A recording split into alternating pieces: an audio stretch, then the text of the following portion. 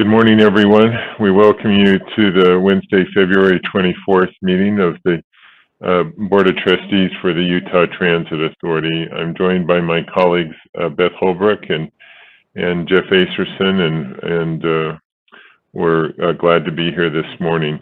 This is an all-electronic meeting with no anchor location, and in order to do so, we have a electronic board meeting determination, and I'll ask Jenna Osler if she'll read that for us. Jenna? Thank you, Chair. This is the electronic board meeting determination. Consistent with provisions of the Utah Open and Public Meetings Act, as Chair of the Board of Trustees of the Utah Transit Authority, I hereby make the following written determination in support of my decision to hold electronic meetings of the UTA Board without a physical anchor location. Due to the ongoing COVID-19 pandemic, conducting board and board committee meetings with an anchor location presents a substantial risk to the health and safety of those who may be present at the anchor location. Federal and state and local authorities have adopted guidelines which encourage institutions and individuals to limit in-person interactions and recommend increased virtual interactions. This written determination takes effect on January 27, 2021. And is effective until midnight on February 26, 2021, and may be reissued by future written determinations as deemed appropriate. Dated this 22nd day of January, 2021, signed Carlton Christensen. Thank you. We would also note that any comments received were distributed to the board previously, but public comment is still welcomed, and if to do so, you click on our WebEx link and get registered, and then raise your hand, and we'll call on you when we get to that point. This morning, we mentioned a couple weeks ago the loss of 2 employees, and today we'd like to honor David Umpenhauer, who has been with us for quite a few years and has had a profound impact on our agency. And to do that, we welcome Kim Ulibarri, our Chief People Officer, who will tell us a little bit about David as we honor him. Kim? Thank you, Chair Christensen. I was lucky enough to have known Dave for my time as the Chief People Officer here, and he started at UTA over 19 years ago as one of our first maintenance trainers in our bus apprenticeship program. We stole him from Smith Detroit Diesel, and many know him still today as Detroit Dave or Super Dave. He was key in creating our current bus journeyist apprenticeship program. And there's likely not a journeyist out in our maintenance department that hasn't interacted or learned something from Dave. He was an amazing teacher, and he had passion and was committed to really helping people learn and develop. He touched so many people here in his role at UTA, both internally and in the community. He represented UTA on the program, the PAC committee at the Salt Lake Community College. That was a committee that reviewed diesel mechanic programs that they offer there. He also served as a chairperson for the Skills USA competition for diesel mechanic students, and he really loved interacting, especially with high school students, and really giving them an introduction to what a career in the diesel mechanic field would be like. He was always willing to volunteer for any career fairs, and I got to actually see him in action a few times with those students, and you could just see how much he enjoyed teaching and talking to them about this profession. Dave was also an amazing family man. He and his wife, Shelley, were married for 37 years and have 6 children and 13 grandchildren. His willingness to help and teach others extended significantly into his personal life as well. And it's my understanding that on his weekends, he was always helping someone, either doing repairs for people, helping his kids with different projects, remodeling houses, and also even driving a float for his wife's dance school in a parade. We've been lucky to be able to work with Dave, and we will miss him. We are grateful to have had him on the UTA team for so many years. We know that his impact that he made will be felt for years to come. Of course, our thoughts go out to his family and also to his teammates in our bus maintenance training group, some of whom have worked with him most of his career. He will definitely be missed, and I thank you for this opportunity to share a little bit about Dave. Thank you, Kim. Our condolences certainly to his wife, Shelley, and their children and grandchildren. In honor of him, if we just take a few moments to offer a moment of silence in his honor.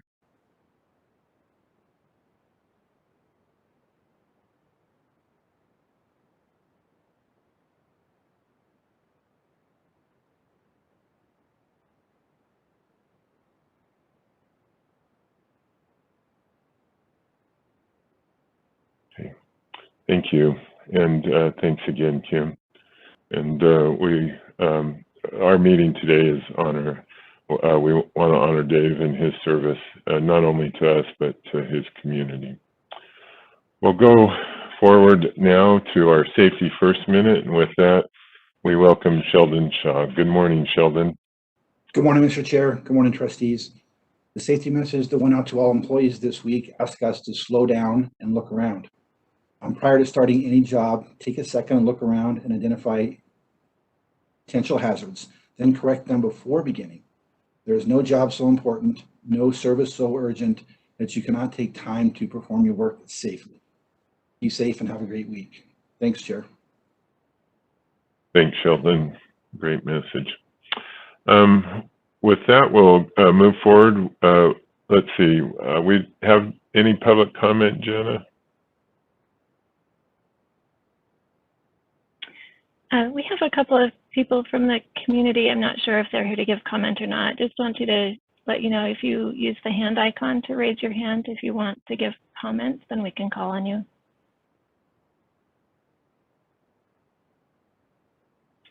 It looks like maybe no, Chair. Thank you. Okay, great. And if somehow they misunderstood, we can certainly come back to them. We'll move then to our consent agenda, which includes approval of minutes from February 10th and February 17th. With that, I would entertain a motion. Mr. Chair, I'll make a motion that we approve the consent agenda. I'll second that. Have a motion from Beth, seconded by Jeff. All in favor, say aye. Aye. Aye. Aye. Any opposed? That motion passes. Thank you. We'll move to item number 5 on our agenda, which is a legislative update. And apparently the session's coming to a close in a week or two, or Shul, but do you want to give us an update on the issues affecting UTA? Sure. There are a few bills that I wanted to bring to your attention to support, and then some others that we may have some concern. But first, the Senate, it's a concurrent resolution, and I'm going to make sure I read this name right. It's SCR 3, but it's a concurrent resolution encouraging the development of a multi-state passenger rail commission. And Senator Escamilla has worked with us. She's got a substitute that we helped craft that she's going to present. I wanted to ask, and it encourages interstate rail, looking into possibilities with other groups, with NPOs, with UDOT, and to have us look into that and encourage it, and to support like a multi-state passenger rail commission. It's something we helped work with. It's something that I think is good. And one of the things is we'll report back to the legislature and our congressional delegation on whatever we find. So in that, I asked that if you guys could do a vote of support for SCR 3. Well, we have more than one, Shul. Meaning. Oh yeah. Do you want me to do them? Yeah, go through at least the ones that you want us to support, and then okay. Maybe we'll make a motion to that end. And if there's a few that we don't want to support, we can make a second motion. Okay. All right. The second is as SB 217, Senator Harper's Housing and Transit Reinvestment Zone Act. Trustee Holbrook testified in support of it yesterday in committee. It passed out of committee unanimously. It encourages TRZ cities to work with TRZ zones and encourage that housing affordability. It's something that we all support. Many commissioners were in support of this bill yesterday. So those are the two bills. So SCR 3 and SB 217 that I request that the board support at this time. Okay. Can I have a motion to that end? Mr. Chair, I'll make a motion that we support both SCR 3 and Senate Bill 217 as outlined. I'll second that. I have a motion from Bass, seconded by Jeff, to support the two bills indicated. All in favor say aye. Aye. Aye. Any opposed? That motion passes. Okay, Shul? Okay, thanks. All right, and the Harper's bill is to help encourage affordable housing. The concerns we have with these other ones are possibility that it could hinder housing, especially in our TOD areas. So SB 61, there are two billboard bills. SB 61, third substitute, is going to probably be voted on in the Senate today. We have some concerns with this. The two major players in these bills are the league and billboard industry. We've been involved in the discussions. We've shared our concerns. We relate our concerns mostly with our TOD.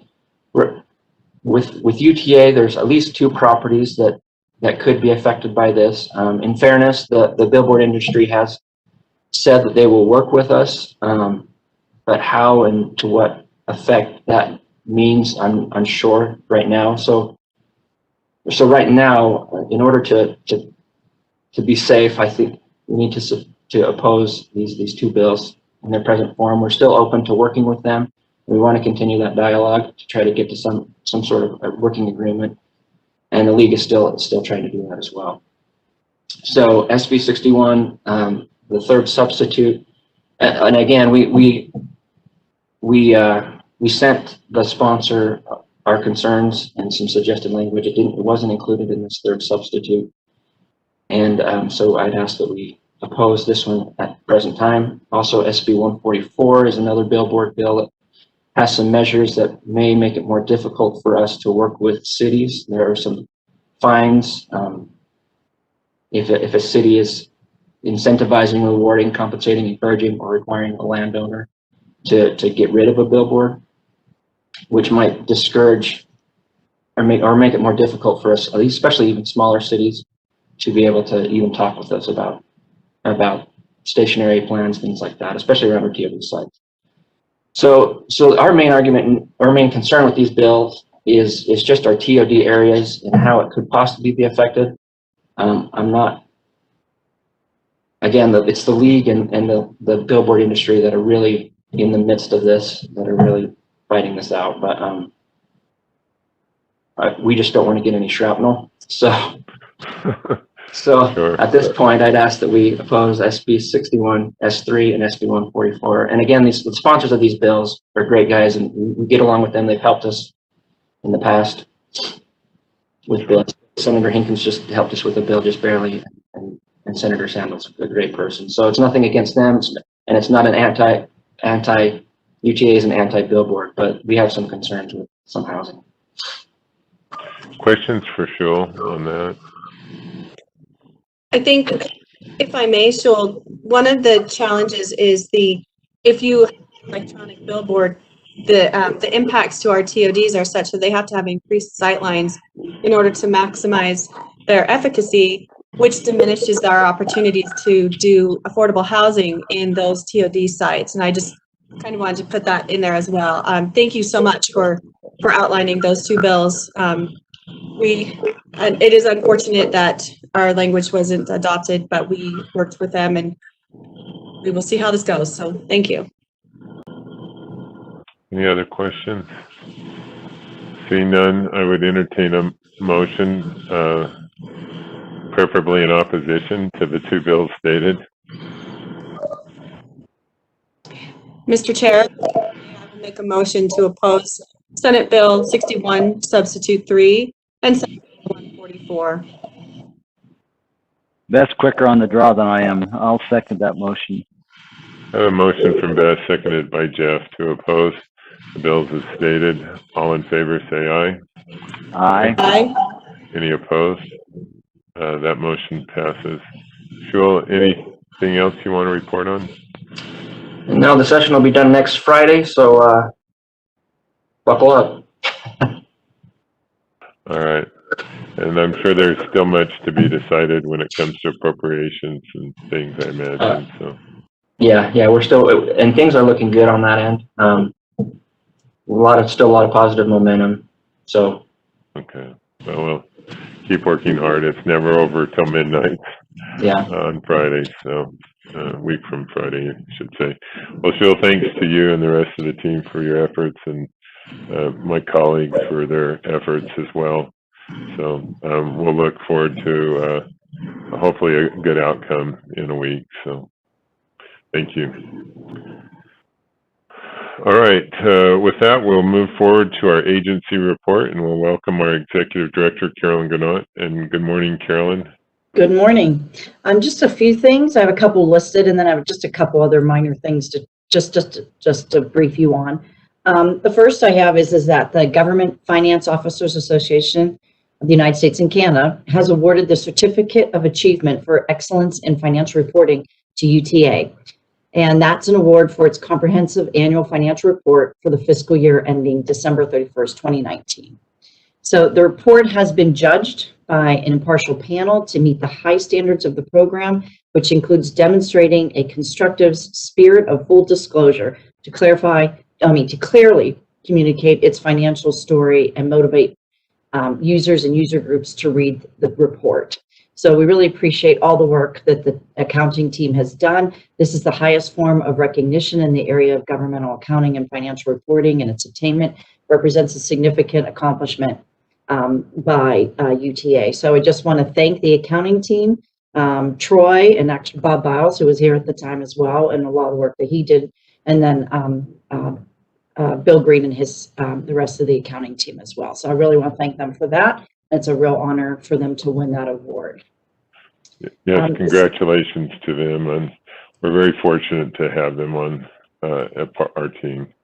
Yeah, and not quite a related item, but another piece of good news, it's just sort of exciting news, is that we recently got what we call our experience modification rating, which affects our insurance.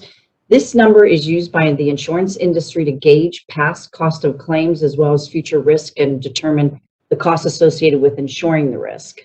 And a rating of 1 represents the industry standard risk. And so I'm happy to report that UTA was rated at 0.56. This is an incredible number, which indicates that UTA is just slightly above half the expected risk for a multimodal transit agency. Having such an exceptional rating is not new to UTA, but certainly something to be proud of and to be celebrated.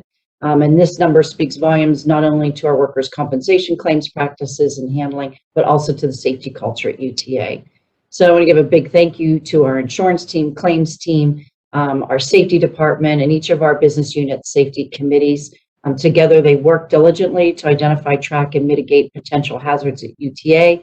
The great work they do is reflected in the number of workplace injuries that occur at UTA. So anyways, it's really wonderful. I want to appreciate Katie Seeley for bringing this to my attention. And really, I'm just very proud of our team in having that rating this year. So with that, I'm also going to ask Eddie to just do a quick briefing on the SNOGO teams. We initiated those for the first time last week, and I just wanted to give him a little bit of an update on those and explain what SNOGO teams are to the public. So Eddie Cummings, our Chief Operating Officer, will say a few words on that. Good morning. Based on lessons learned last year, we created a SNOGO team to assist our rail service units during heavy snow days. Cindy Medford and Bruce Carden did a really great job of leading this effort. They identified volunteers and key priority the agencies needed to focus on during a winter storm. We currently have 15 team leaders and 142 volunteers on the SNOGO team. Some of the key priorities that were identified include facility snow removal, which allows our facilities employees to focus on platforms and other customer-focused areas. MOW support to help us with our crossings, and sweeping doors on trains at stations to alleviate malfunctions. And last but not least, customer service support to provide information and alternative solutions for our customers. As everyone knows, and Carolyn mentioned, we had a significant snowstorm last Wednesday, and this gave us an opportunity to really put our Snow-Go team to the test. Overall, things went extremely well. As planned, information went out Tuesday night, and everyone was ready to go Wednesday morning.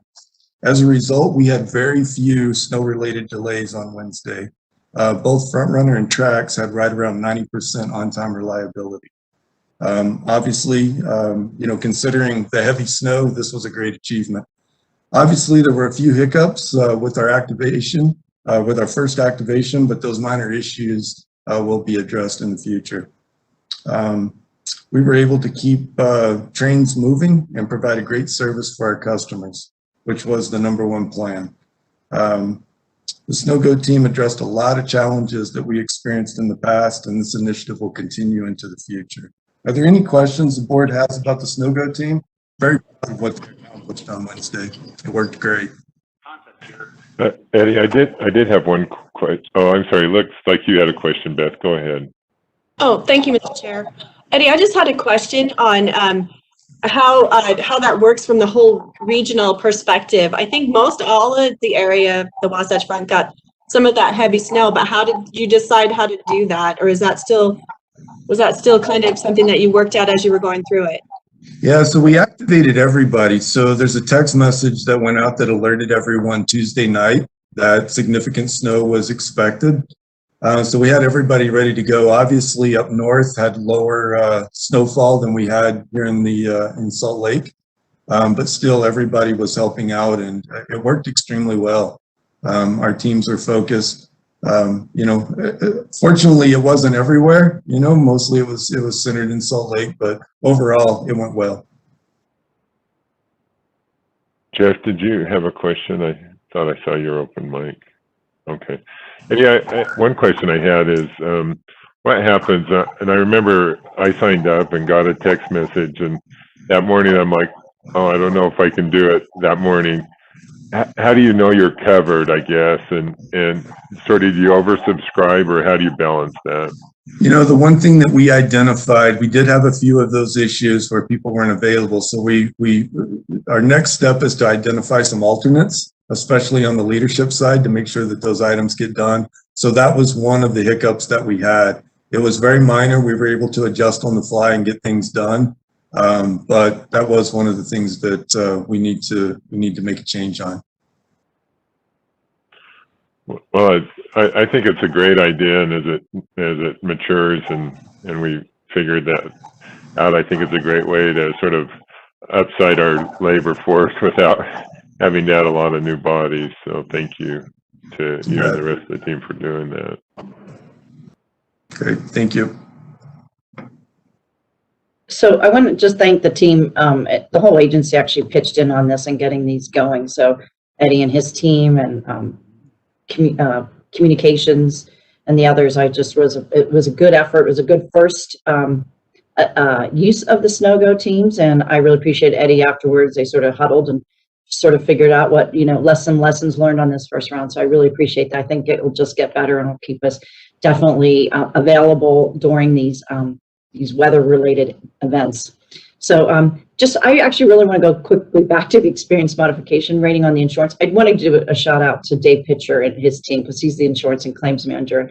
A lot of the work that they do, as well as Sheldon Shaw and the safety team, really do a lot to help keep that rating low. So next I want to pass this over to Jaron Robertson, who's going to give us a brief report on our microtransit.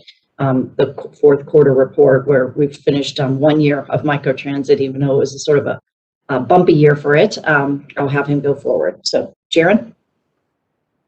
Great, thank you. I believe we have a presentation as well. Great, thank you.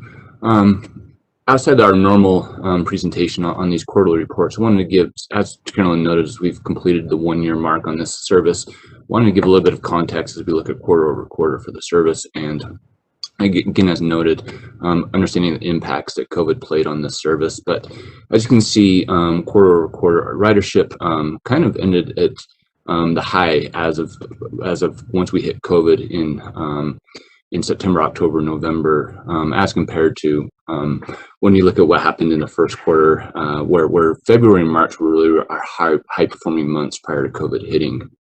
I've also put this in context of the goals we had set out for the service. And so one of the major goals was looking at our average weekday ridership. Again, you can see that, again, with everything I'm going to say, look at how COVID's impacted that. And I'll always refer to how February and March, we really were achieving these goals, but you can see again, the drop and then a slight increase as we approach the final quarter of the first year.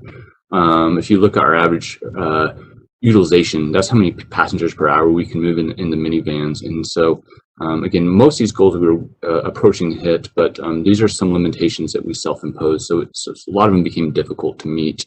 As in quarter 4, we hit the 1.7 mark.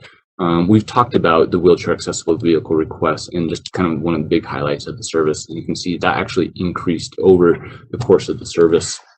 Our first and last mile connections, again, really beginning the year, really high performing and a solution that was used by our customers. But as we continued throughout the course of COVID, you can see that dropped. And what that indicated to us that our customers were staying within the service area, really changing the way they use the service to make for local type trips.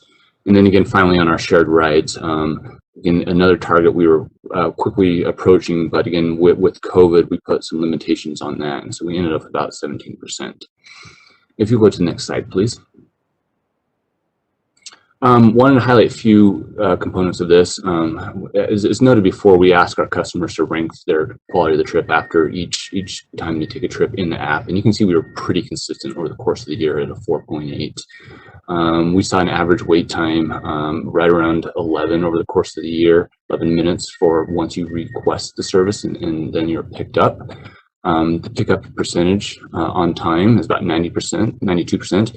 You can see that's a little bit lower for the wheelchair accessible vehicles. And the reason for that is just factoring in that there's a loading and unloading time with that service. And so we might look to understand better about what that means and see if we want to set some different metrics for that one, because it's just not quite as easy to maintain on-time performance when we factor in that loading time.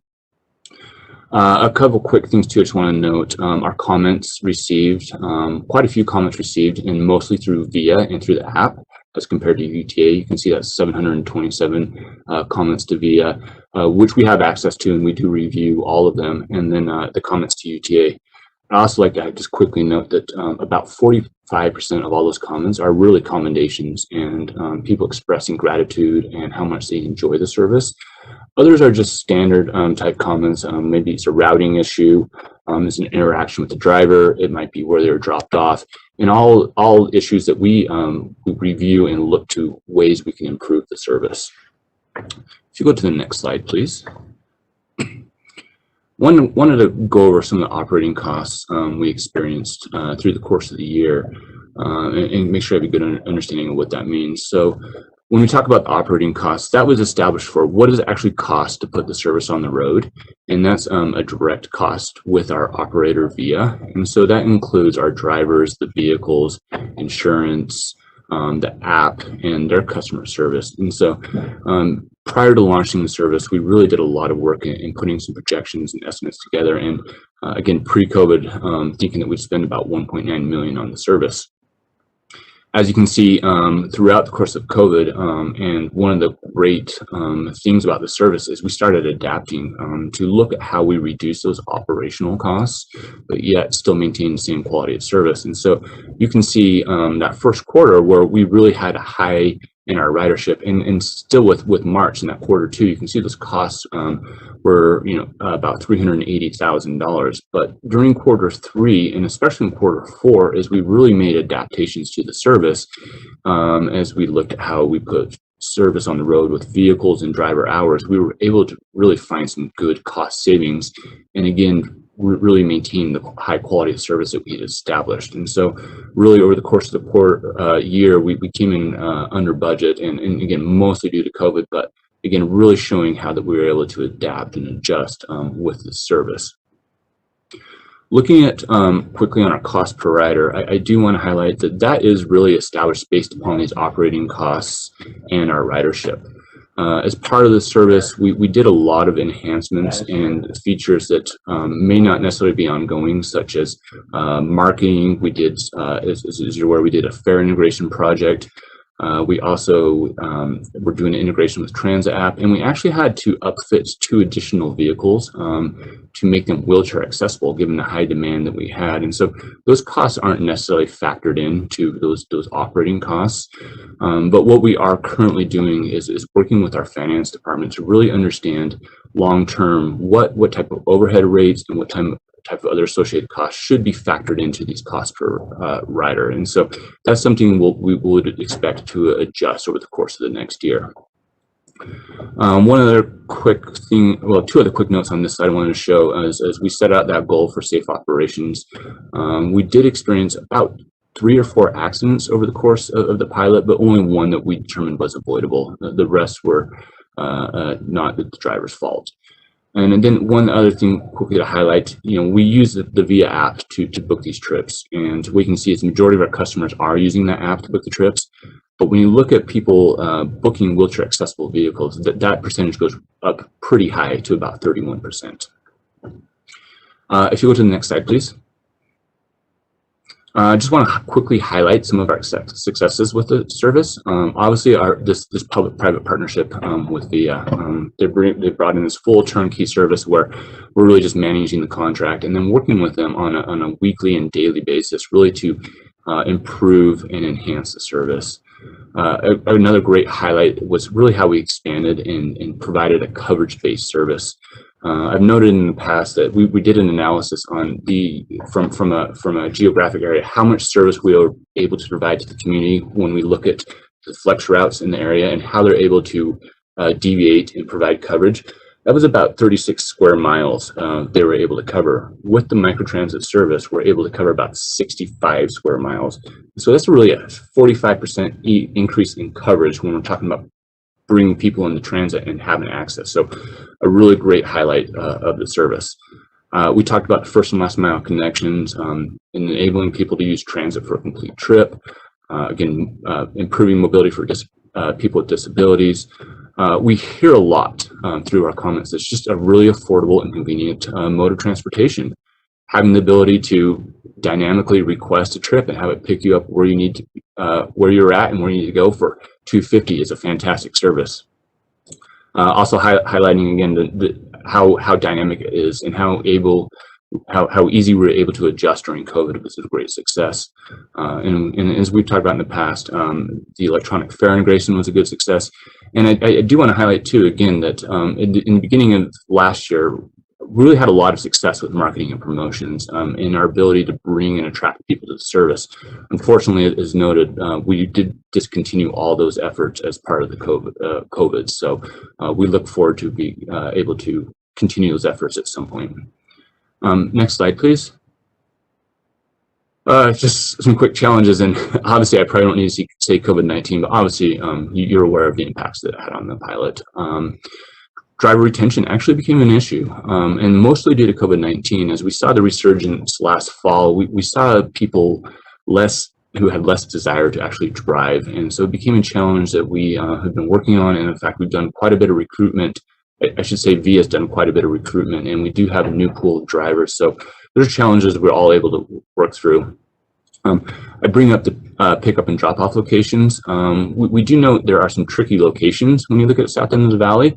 There essentially could be 1 mile between a stoplight. And if the customer is dropped off maybe on the wrong side of the road, it's difficult for them to cross the street without walking maybe a half a mile to a safe place. And so we noted that throughout the course of the pilot, and we worked with VIA extensively to say, how do we limit these unsafe, well, they're not all unsafe, but how do we limit pickup and drop off locations that may not be convenient and may not be safe for the customer? And so those are all issues we worked with VIA throughout the course of the pilot. And then during prior to COVID, noting that with some of those really high ridership days, it can be difficult to meet peak hour supply. In early March or late March, I should say, we had about 500 trips in one day, and as those requests come in at peak hour, it can be difficult because we are limited on supply. I think I just have one more slide and then I'll wrap up. If you'll advance, please. Just quickly to note the next steps, we on a daily basis, we work with VIA to make sure we're evaluating challenges and making sure we're improving the service. We continue to work with VIA and our paratransit team on these paratransit connections for a paratransit eligible customer who may want to leave the service area, and allow them to use VIA for one part of the trip and our paratransit service on the other leg of the trip.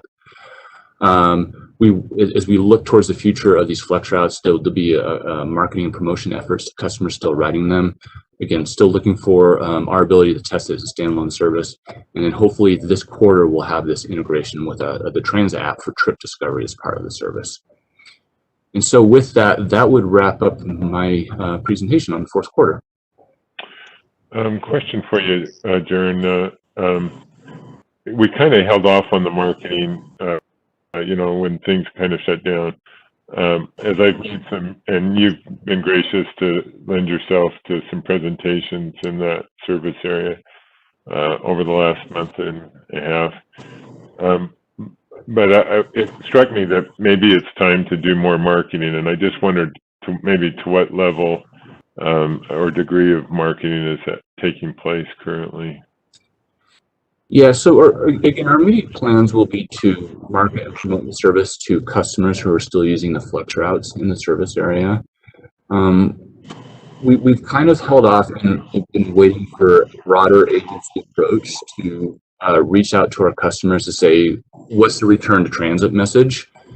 So we've utilized some of the messages we sent in the past over the safety of transit, and we've worked and aligned with messages UTA has provided.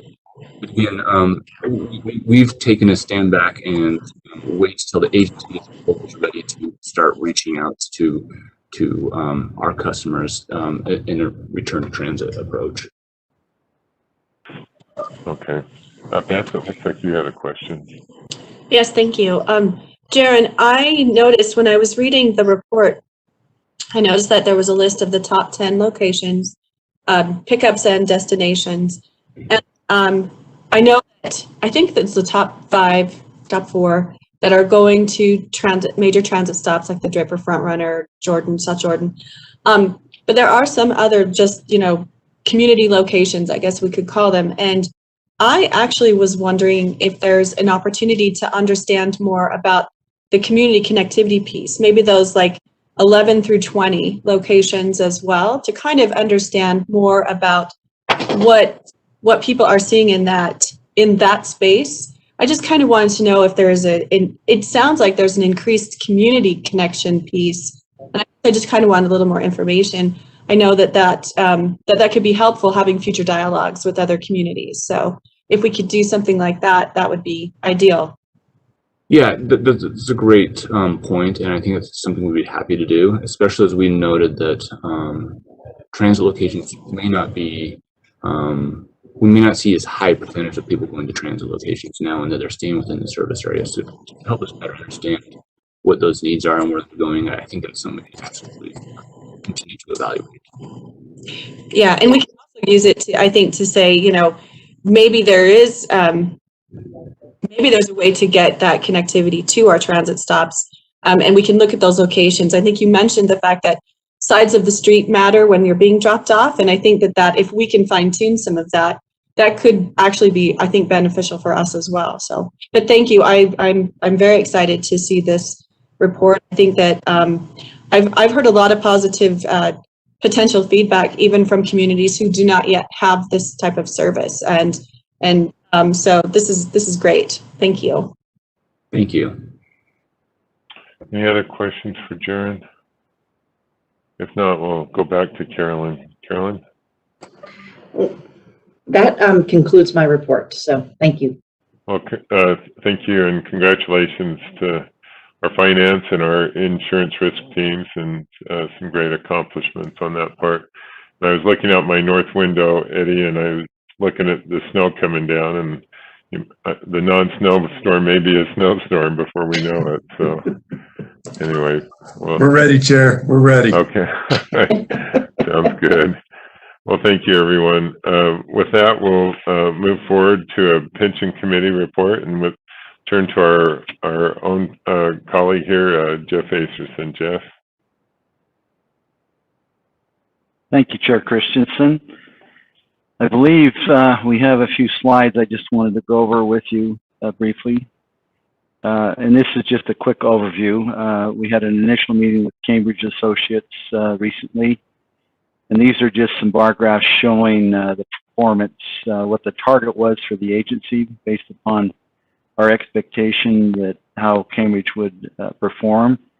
And I'm just trying, you may not be able to see it as well. But the benchmark is the orange or rust color, and the target, or where it actually performed, is in the blue. And you can see of the few years that we go back and review, overall we've outperformed in a positive way. And the reason I show that is the year of COVID, there was a dramatic drop, as we're all aware of. And with that drop, there has been a substantial recovery where the overall performance has been positive. You can advance to the next slide. I think this shows kind of the allocation.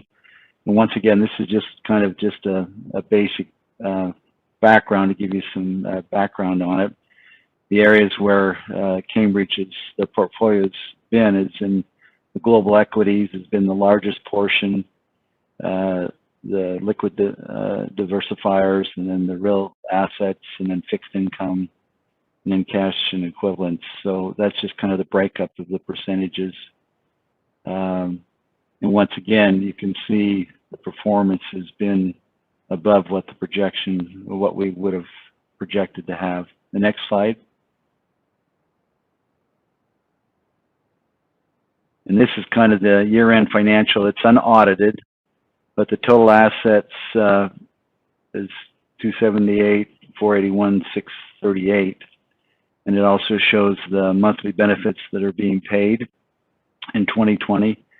And then there was lump sum distributions that took place. And Kim's on the line as well. I don't know if you have questions. This is just kind of a broad overview of the performance, and it's performing well. You know, we're doing well, and that's reassuring considering the year previous that we've just had.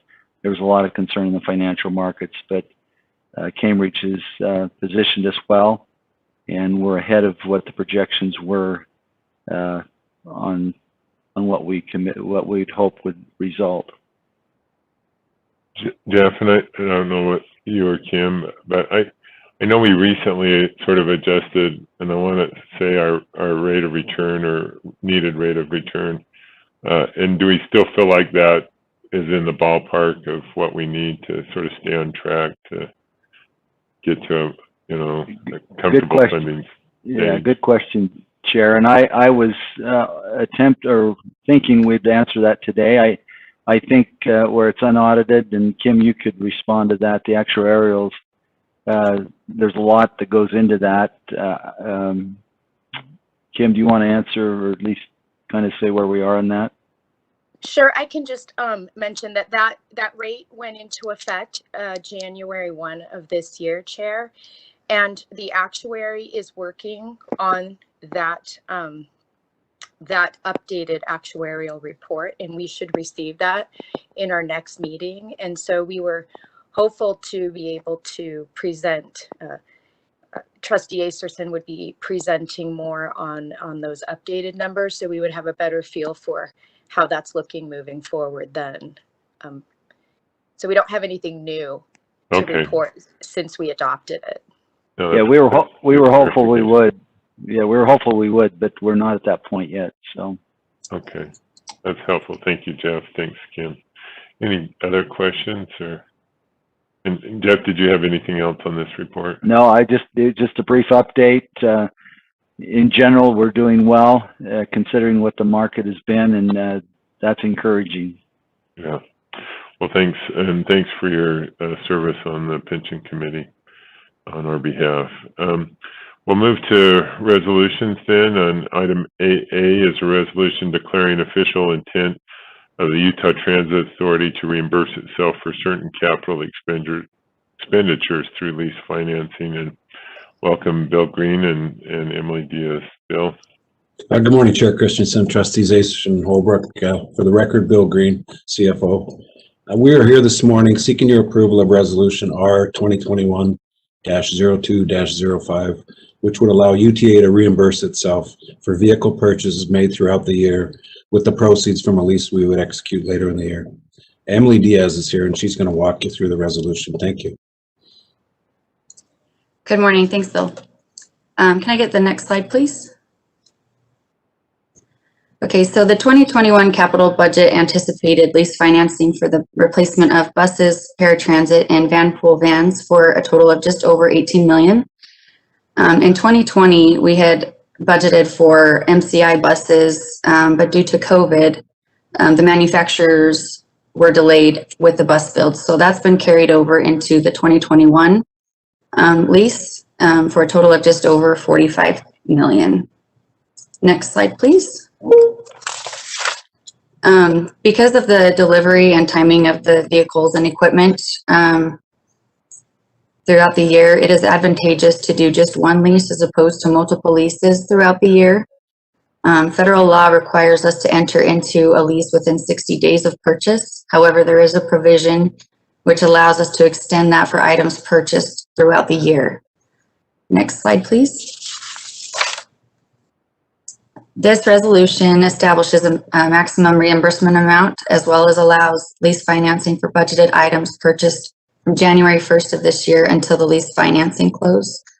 And the established maximum amount we set at 50 million. I will open it up for any questions if anybody has any.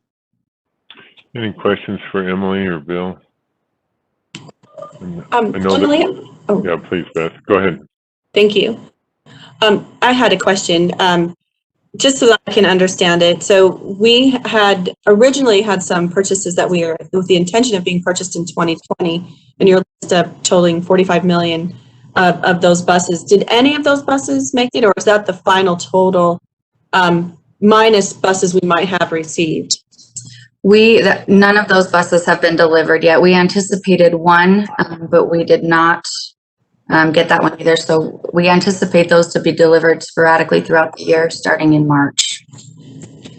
And that was basically a manufacturing delay, as I'm understanding this. Is that correct? Yep. Yes. Okay. Thank you. You're welcome. Other questions on this? You know, we've done this on a regular basis, and it's an effective way of financing these large vehicles. Seeing none, I would entertain a motion on the resolution. Chair Christensen, I would recommend action. Motion to approve R 2021-02-05, resolution declaring official intent of the Utah Transit Authority to reimburse itself for certain capital expenditures through leasing financing. Second. I have a motion by Jeff, seconded by Beth on the resolution. I'll ask for a roll call. Trustee Acerson? Yes. Trustee Holbrook? Aye. Chair Christensen? Aye. The vote is unanimous. Thank you. Thank you. Thanks, Emily. Thanks, Bill. Thank you. We'll move to item B on our agenda. It's also a resolution authorizing the obligation and drawdown of coronavirus response and relief supplemental appropriations, or CRISA grant monies by the Executive Director. With that, we'll turn to Mary Dilaretto. Good morning, Mary. Good morning. I'm joined today by Patty Garver. She's our Manager of Environmental and Grants. So the Coronavirus Response and Relief Supplemental Appropriation Act, known as CRISA, was signed into law in December of 2020. It provides emergency relief for a variety of industries, including transit. And Patty is going to talk about this resolution, which says how we plan to obligate the funds that have been apportioned to UTA from that grant. So Patty, I will turn it over to you. Thank you, Mary. Can you please, yeah, thank you. Okay, the Chrissy funds were signed into law on December 27th, and the apportionments were announced on January 11th. UTA was apportioned just under 33 million, and these funds are 100% federal, no match required. And as Mary said, they're covered for activities normally covered under the 5307 program, such as planning, capital, and operating. This resolution will authorize Carolyn to begin immediately obligating and draw down the funds.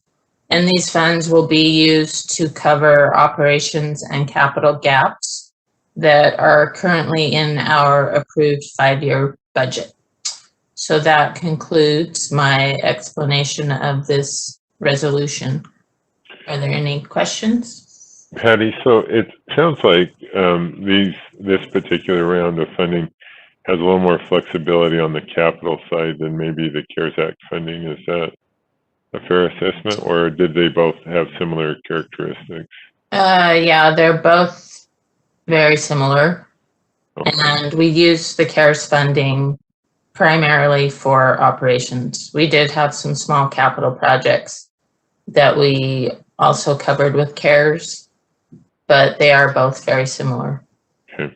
And is there a sort of deadline to be able to draw them down? No, the recommendation is to draw them down as quickly as possible. Sure, sure. Any other questions? So Beth, looks like you might have one. Yes, thank you, Mr. Chair. Patty, I am just curious, do we, I know that we did some other projects, as you mentioned last year, like the plexiglass, et cetera. Are there any other projects along these lines that would still have to be accomplished, or do we know yet?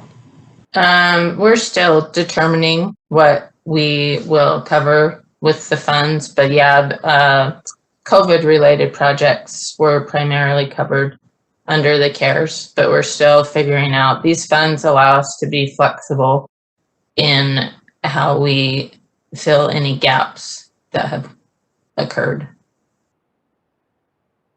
Thank you. Other questions? Seeing none, I would entertain a motion on the resolution. Mr. Chair, I'll make a motion that we approve R 2021-02-06, the resolution authorizing the obligation and drawdown of Coronavirus Response and Relief Supplemental Appropriations Act grant monies by the Executive Director. I'll second that. I have a motion by Beth, seconded by Jeff on the resolution. I'll ask for a roll call. Trustee Holbrook, Aye. Trustee Aitherson, Aye. Chair Christensen. Aye. The vote is unanimous. Thank you. Thanks, Jenna. Next item up, C. Thank you, Patty, and thanks, Mary. The next item up, R 21-02-07, approving the 2021 and 2025 through 2025 service plan. Laura Hanson. Laura, this is probably the first time you've ever spoken to this issue. Yes, and I promise to be very concise in my presentations because I know you've heard it 100,000 times at this point. Could you go to the next slide, please? We are here to ask for your approval of our latest version, our first actually 5-year service plan. This is a document that we developed during the COVID pandemic, and it really is the outcome and the culmination of the Service Choices project that we started actually a couple of years ago. It feels like a long time ago now. We were all ready to unveil a draft service plan, and then the pandemic hit. We saw some changing travel patterns, changes in our financial resources, and so that caused us to hit pause and reevaluate really what the best version or service was for us moving forward to adapt to these new travel patterns and resources. The service plan itself is both in print form and also an interactive website, and the URL is there at the top of the screen, rideuta.com/service plan. Everything that is proposed here in this plan is subject to a lot of additional analysis. We anticipate starting implementation sometime in 2022, using the remainder of this year really to just kind of let things stabilize and continue to watch that data and see if we need to make some additional adjustments to our service plans to reflect kind of the new normal that we have. Next slide, please. This is just an overview of UTA's planning process. You've seen this many times before. The 5-year service plan is the second phase, so that's that light blue in this 4-phase planning process. Still to come, any concept that we have in this plan will still go through outreach with local governments, public hearings, operational refinement. We don't know the turn-by-turn directions yet on anything. This is just, this is a target of where we think we're headed, and there's a lot of work still to come. Next slide, please. I will not go over these in detail because we've done it several times before, but the plan is really organized around a series of guiding framework elements. These are essentially those high-level goals and really represent the shifts that we have made in our service planning thinking post-pandemic, or as because of the pandemic, and some other trends that we've seen. Obviously, all of that service choices work that we've done, the feedback from the public and local governments we received there has been rolled into this. We're thinking about our entire system, how everything works together, the regional connectivity, how we can better serve the people that we have seen really rely on transit throughout this pandemic. I have the ability to work from home occasionally, but the clerk at the grocery store doesn't, and without them getting to their job on time, society just doesn't quite work. And so all-day service and extended hours are really geared towards meeting those essential services and the jobs that keep everything moving. And then we're exploring some new technologies and laying the foundation for new projects. Next slide, please. So we're growing really fast, and we are trying to adapt to this growth. At the same time, things have slowed maybe just a tiny bit with the pandemic, but Utah has remained so strong. I just want to reiterate that everything presented in this plan here is really just a concept at this point. Any lines on a map should be viewed as corridors to be served, right, rather than finalized route alignments. And these are just ideas. Again, lots more work to come and outreach with the public still to come. Next slide, please. So getting into the meat of the plan, we have these maps in the document. The gray circle represents one of these innovative transit or innovative mobility service solutions. The big highlights here really are implementing the Ogden WSU BRT line, a lot of new local bus connections, again, facilitating that regional transportation from front runner to our local service modes, and more all-day service. Next slide, please. Same thing here in Davis County as we're moving a little bit further south. We're starting to think about that future South Davis service, more all-day service, more innovative transportation zones, and those connections from our regional service, rail service to the local destinations. Next slide.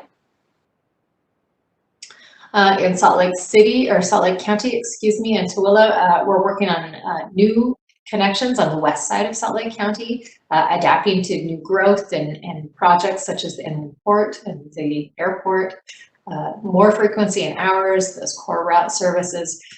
We're starting to prepare for future service capital projects that are planned, such as the Mid-Valley Connector, 5600 West Express service, and the South Davis line.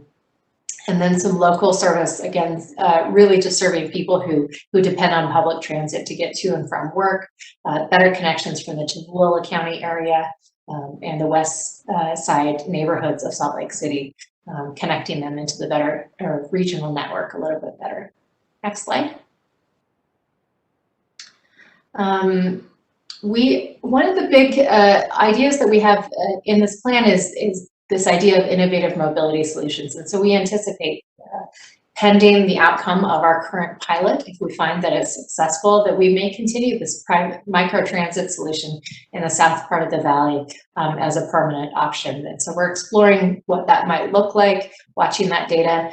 We think something similar might work in the Tooele Valley area. And again, just that all-day service on routes to serve our essential workers and everybody else. Next slide. Here's a map of what that might look like. I'd like to point out these little flags represent, and actually this is an old slide, I'm sorry, I didn't catch that. We should have some additional of these little flags on the east side of the valley as well, but those represent areas where we need some additional study, where we think there's some additional work that needs to happen. Next slide. In Utah County, the biggest change is we're opening the Vineyard Frontrunner Station, and we want to update the local bus service so that people can have that seamless mode-to-mode transfer and access this great new resource. More innovative mobility solutions are proposed in West Provo and also in the Thanksgiving Point area. Next slide. I mentioned those little flags that represented further analysis. We've reached out to a lot of members of the public, and we've identified some places where we're just not quite sure what the right transit solution is for those areas.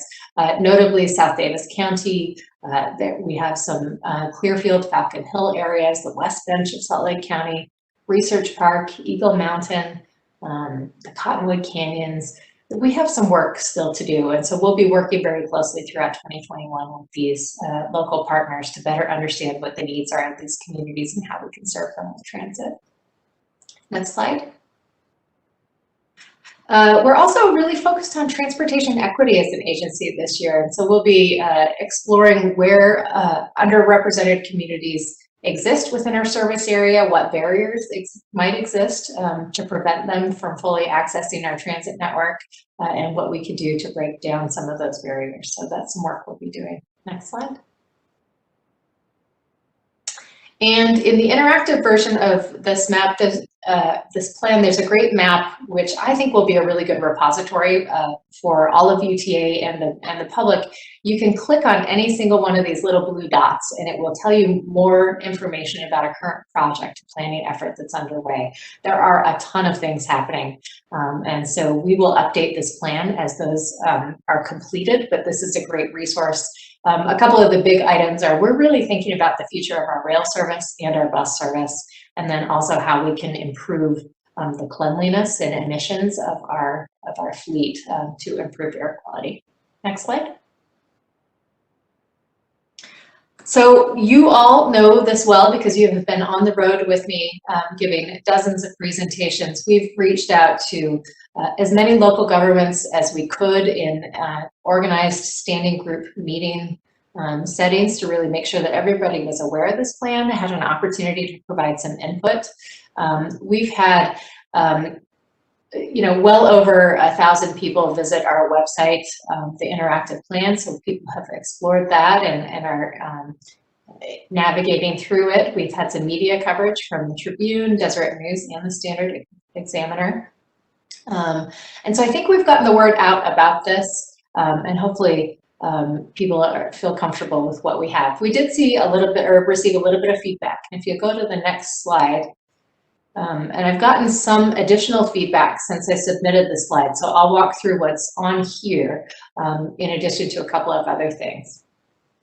So as a result of one of our presentations, one of our roadshow presentations, Roy City reached out to me and said, hey, we're updating our general plan right now. Would you like to take a look at it and provide some feedback? We did take a look at it. It's very ambitious in its goals and visions for how transit fits into their community. And so we commended them on that, and we look forward to working with Roy as they implement this plan and we implement ours to make sure that we're partnering together. We had a question about the status of a park and ride lot up in Brigham City, and we responded back to the county commissioner who asked for that with some more information. We thought we might receive some formal comments from the Salt Lake City Council. They asked about our deadline, but I didn't end up receiving anything. Of course, we will still consider any feedback if it does come in, even after your approval today. You know, we update this plan every 2 years, and so there's lots of opportunity to roll that in. A couple of revisions that we've made based on the outreach that and feedback we've received.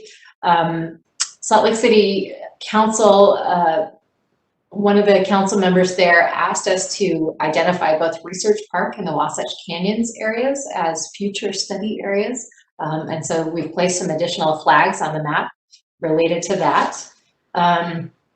We visited with the city of Riverton, and there was a comment that, you know, the map felt a little bit blank and that just the microtransit solution covering their city may not adequately meet their needs as they grow. We haven't made current or changes to the map today, but we do anticipate incorporating the outcomes of a current planning study that Wasatch Front Regional Council is leading in that area. And so the recommendations that come out of that as those services become funded, we would roll them into this plan, and we may work more closely with the city to decide, you know, that we really do need something more than just microtransit, and we have some ideas on how we might address that if that comes up. And then we also visited with the Mountain Land Association of Governments, one of our MPOs that we work very closely with, and they had a number of different suggestions. One of which is that we have kind of a one-page handout summarizing the changes for each county. They suggested some formatting changes to highlight in a little bit more detail some of the ongoing studies that are happening in the Utah County area, so that's something that we can change. They questioned whether the term vision was the right term, because when they think vision, they're thinking beyond 30 years. This is like unfunded. Because this is a short range plan, vision is really anything beyond what we can afford today. Though we may rethink the terminology that we use in this plan for things that are not currently funded. They asked us, or suggested, that we maybe take a little bit more credit for the great work that we did during the service choices effort. We really beat the bush and talked to a lot of people, well over 3,500 people in that planning process, tons of workshops, and they suggested maybe rolling in some of that community outreach, a little bit more narrative into the plan to acknowledge those efforts. There was a question about the title of the document. It's a little confusing because it's a 5-year plan, but we update it every 2 years. And so one of the questions was, well, should it be a 2-year plan, or should we call it a short range plan as opposed to a long range plan? So that's something else that we may consider. You know, we've never developed a plan like this before at UTA, so we're learning. I think we will refine it over time, and the first time is never perfect. So these are some things that we'll consider moving forward. And then their biggest comment was, you know, because we've tried so hard to keep this at a very high elevation, really visions, goals, sort of non-committal, we have lots of work still to do with the local governments, but this is where we think we're headed, that message was a little bit in conflict with having specific lines on the map. And they said having lines on the map sort of gives you the impression that there's a little bit more definition or more decisions that have been made that actually have been. And so they suggested that perhaps in a future update of this, maybe we even exclude the maps just to avoid that confusion. Or if we do get to a level of specificity with future plans, that we really more closely articulate what the service looks like on those and how it compares before and after to the existing service. So that's the feedback that we've received. I think we'll be working to refine this and make it a better process each time we do it. And this is all great feedback, and we're very appreciative of all of our stakeholders sharing their feedback with us. And that's the end of my presentation. Well, Laura, maybe my quip about the number of presentations should really be a compliment, because I know at the beginning, at the onset, there were some modifications even made before we went public and worked through. And then and we've given folks in all these presentations an opportunity to understand it. And so that really is also a compliment to you and your staff for endless work that you've done. Beth, it looks like you might have a comment. I do have a comment, and I just wanted to, I echo what Carlton said. I think that you guys, you and your team both have done an amazing job. It takes a lot, I am sure, to coalesce around some of these parameters that we create, whether they're because of geography or other elements, and to take a look at this and say, we're going to redo and rethink some of these connection pieces so that we can create and provide better service. And I just want to commend you and all of the efforts. And anecdotally, I don't think that they ever called in, but I know I've had several commissioners compliment you and tell me what a great job you have done. And so I just wanted to forward that and thank you again. Thank you so much to both of you. I really appreciate it. Chair Christensen, can I make a comment? Yeah, absolutely, Jeff. Thanks. You know, the thing that I like so much about the process and the plan is it helps define a process of engagement with all the shareholders. And that openness, I think, is just, it's welcomed. And I think it's a positive way to move things forward. And at least the different meetings that I've been associated with Laura, very well received. The opportunities there, and it solicits and encourages feedback and inclusion. So, you know, I think for UTA and all our shareholders, this is a great step forward. And whether we call it a 2-year, short-term, or 5-year plan, I all of those fit into that. So it's all good. Thank you for all your work. Thank you, Trustee. Great comments, everyone. I think with that, unless there's other questions or comments, we would move forward to the entertain a motion on the resolution. Is there one more slide there? Okay. Does anybody want to venture that out? Yes, Chair, I'll go ahead and move forward with that. I recommend action that the motion to approve R 2021-02-07, resolution approving the 2021-2025 service plan. I will second. I have a motion from Jeff, seconded by Beth. Approval on the resolution. I'll ask for a roll call. Trustee Aserson? Aye. Trustee Holbrook? Aye. Chair Christensen? Aye. The vote is unanimous. Thank you. And thanks again, Laura, and to a lot of other folks who were behind that effort. So Yes, I should have thanked them. I had an amazing team. They make me look really good. So yeah, thanks. All those little dots mean you got a lot of work this year to do, though, or the next couple of years. So thank you. Okay, thank you.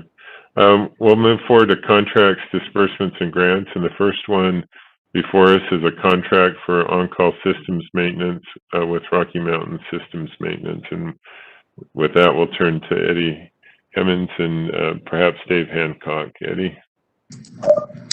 Thank you, Chair. Dave Hancock will present this contract. Dave? Yeah, good morning. Thank you, Eddie and Board of Trustees.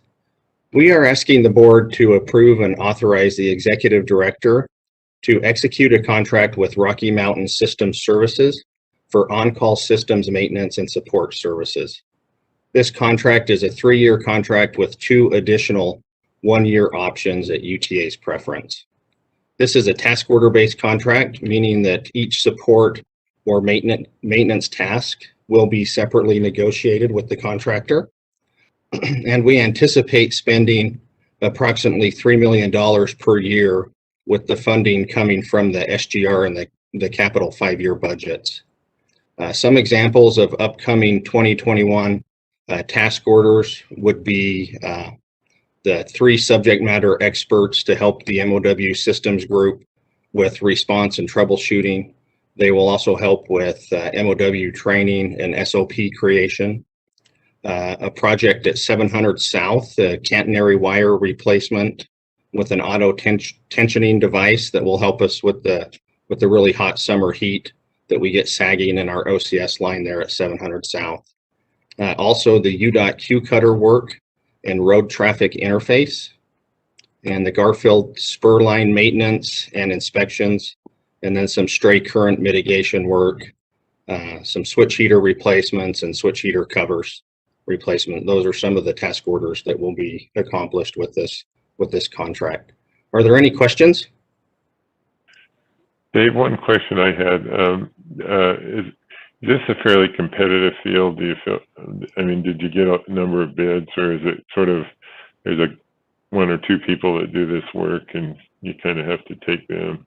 Yeah, it's a pretty specialized type of field. So there's not a lot of competition. I wasn't on the selection committee, so I don't know exactly how many, and I know there were questions, but I don't know exactly how many bids we actually received. But with this type of contract, the on-call type, we do have the opportunity to negotiate all of these task orders before we sign them and give them the scope of work. So if we feel the price is out of line, we can pull that one and go out to bid and see if we can get more help, out in the market. But that kind of helps us with the competitive nature of this kind of stuff with the systems, being able to do an on-call and negotiate. Okay, that's helpful. Thank you. Any other questions for Dave?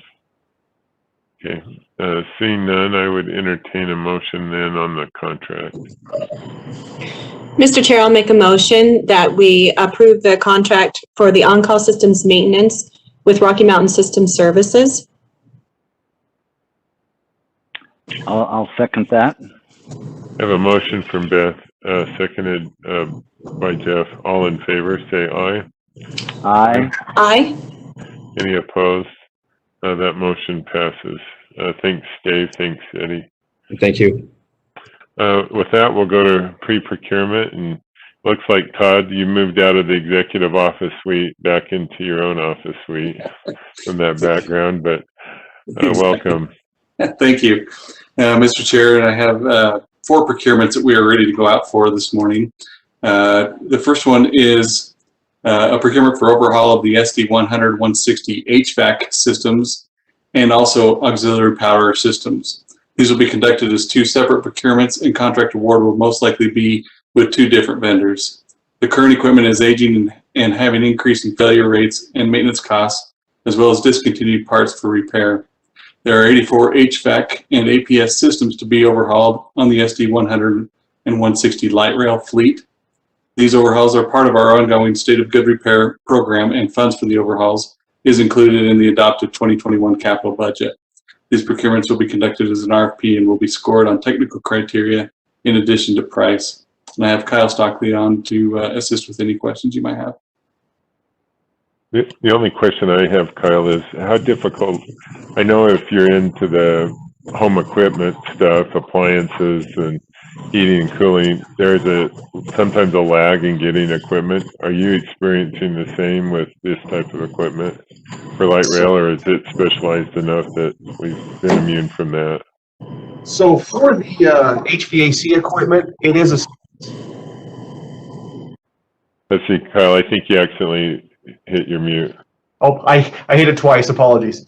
For the HVAC equipment, it's Thermo King units on our light rail vehicles right now, but Thermo King does have a light rail version of their equipment, so of course it's different than units, say, on the bus and in facilities.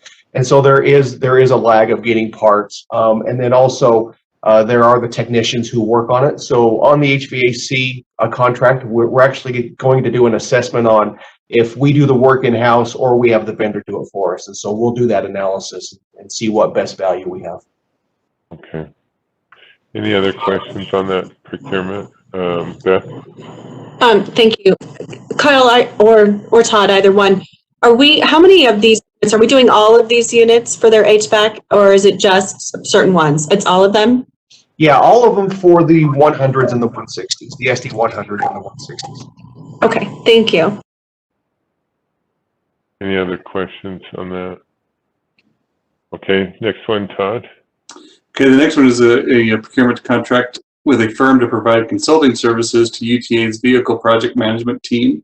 The consultant will help administer capital programs and projects such as the light rail overhaul and locomotive engine / turbocharger overhaul. as well as engineering and project management activities. This contract will support our ongoing state of good repair overhaul programs, and upcoming programs include the commuter rail, locomotive, and passenger rail car overhauls, and potentially the new rail car procurement and commissioning. The funding for this contract is included in the adopted 2021 capital budget as well, and this will also be conducted as an RFP. And Kyle can answer questions there. My one question on that one is, are we using somebody in that role today, or do we not have the expertise in-house to do it? Why do you end up needing to go outside for some of this effort? So we actually have 2 people on staff right now helping me run these projects, and it's just like you said, it's that expertise we don't have in-house. A lot of mechanical and electrical engineering on the rail vehicles, they fill that role for us. Okay, that's helpful. Other questions? Okay, next one, Todd.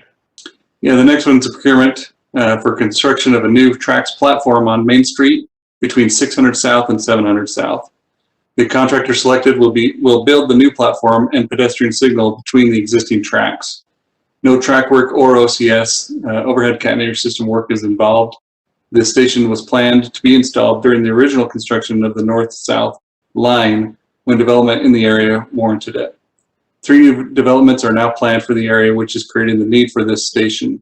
Funding for the project is being provided by the Salt Lake City Redevelopment Agency, Salt Lake City Crossing and Landscaping Costs, and then UTA will cover the signage and the platform snowmelt system costs.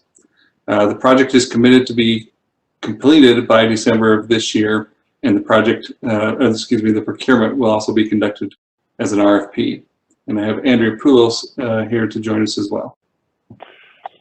Andrea, my one question is, does it seem like, I know Salt Lake City was looking to private interest to help fund it. That effort still seem like it's on track, and do they seem still ready to go timing wise? Yes. They haven't completed their developer contracts yet, and I've just been working with Kara at the RDA to ensure that they were planning to do it this month, which is about the same time we would be putting it out to bid, so they would be concurrent, so that we can get them to deposit the money as soon as possible. Okay, I just didn't want to be too far ahead of them if they weren't quite there yet. So, okay, that sounds good. Any other questions on that one? Let's see, it looks like maybe you have one more, Todd. Yeah, the last one I have is a procurement to go out and contract with a firm to provide certificate of insurance tracking and management services. Currently, UTA does not have a method for tracking certificates of insurance on contracts. This has the potential of exposing UTA to claims that should be the responsibility of contractors or vendors that UTA has agreements with. By contracting with a third-party administrator, UTA can be certain that contractors are in compliance with insurance requirements for the numerous contracts UTA has with vendors and contractors, and this will eliminate this exposure. Funding for this procurement is included in the adopted 2021 operating budget, and this will also be conducted as an RFP. Dave Pitcher is here to join us as well. Dave, I know that like on my home mortgage, usually it's a separate entity who tracks whether I have my homeowner's insurance and those kind of things. I assume it's a similar kind of business that they sort of do the going after those folks to make sure their certificates are up to date, or? Right. There's 2 ways to track certificates of insurance. We can do it internally, which would probably require procurement of a program and possibly a full-time employee to track those certificates of insurance. The other way is to outsource it, which is what we're looking at doing here, and have a third party track those certificates of insurance. Make sure they're in compliance so none of them fall through the cracks. As a contract matures, oftentimes the policy term will expire. And if the contractor's a large contractor, usually they're on top of that and make sure that their insurance coverage is up to date. Smaller contractors from time to time will let that slip. And that's where the biggest risk to UTA is, because the smaller contractors are the ones that don't have the ability to meet their indemnity obligations if there's a big loss, whereas larger contractors can do that. So fortunately, we've not had any big issues, but we haven't been tracking compliance, and we really need to be on top of that. The potential loss is substantial if something like that were to happen. So Yeah, this will close that gap. Okay. Any questions for Dave? Beth? Dave, I just had a question. Do we know how many of those smaller vendors that we utilize throughout UTA? That's the goal, to kind of figure out that portion of it with this service? Right. I don't have a number on what those smaller vendors we have.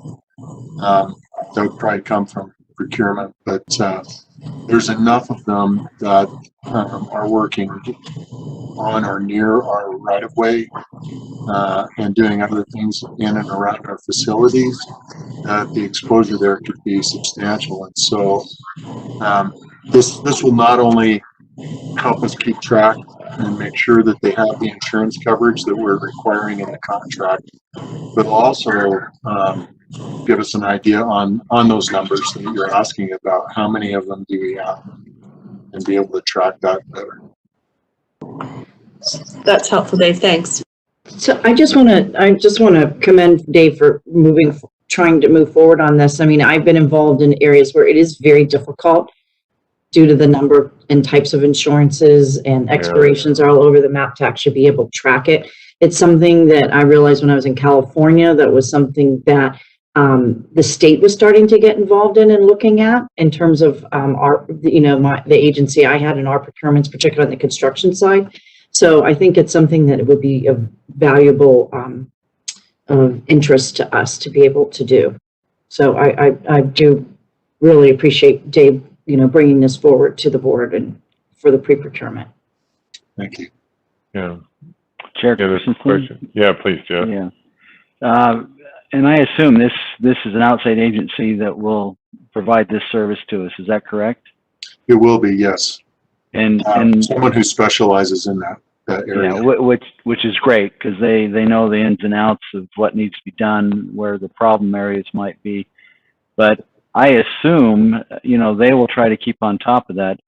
But the liability still is on UTA, right? If somehow is there any indemnification that comes through that service to our agency if somehow they miss one or there is a claim? Yeah, certainly there'll be an indemnification clause in our agreement with whoever wins this bid, and there will also be insurance requirements of them. So we'll just have to track that one ourselves, which will be easy enough to do. Right. Well, and, yeah, sorry. I like that. That's a very positive move. So thank you for your efforts on that. Thanks. I'm not seeing any other questions on that one. Todd, I think that's it, or? That's it for today, Mr. Chair. Appreciate the opportunity. Sounds like it'll keep you busy for a few weeks there. So always.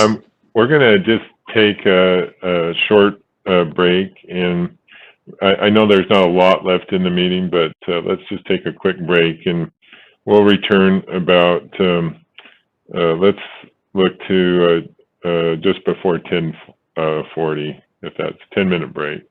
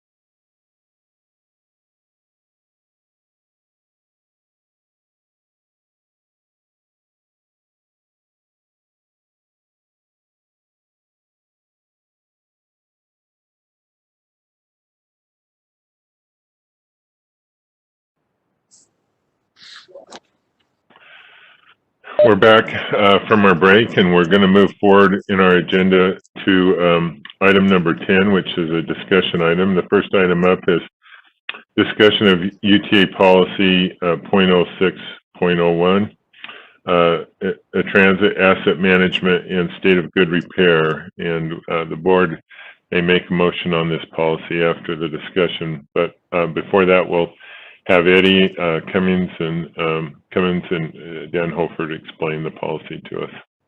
Eddie? Thank you, Chair. As the board knows, a lot of work went into this policy.